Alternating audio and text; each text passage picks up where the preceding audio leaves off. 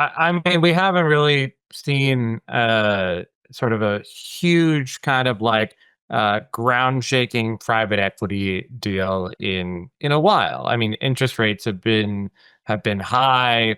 The PE industry has been nursing its wounds to a large extent. And a lot of times when we come on, when we talk about these big private equity deals in tech, it's just it's a pure software play. It's like Silver Lake had sort of bought the software from Qualtrics before, so to be able to talk like about a big consumer deal is kind of fun. And this one obviously had some interesting wrinkles to it that we can get into.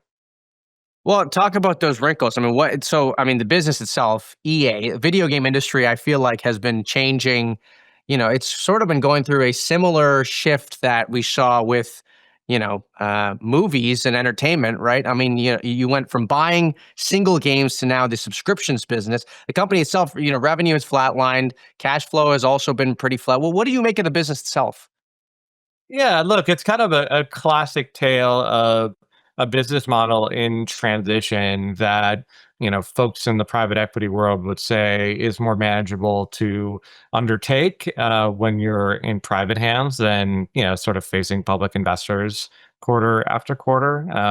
So yeah, I mean, you've had a ton of sort of business model shifts, specifically around subscriptions and sort of platforms like Roblox, sort of being able to take a lot of the youth sort of share.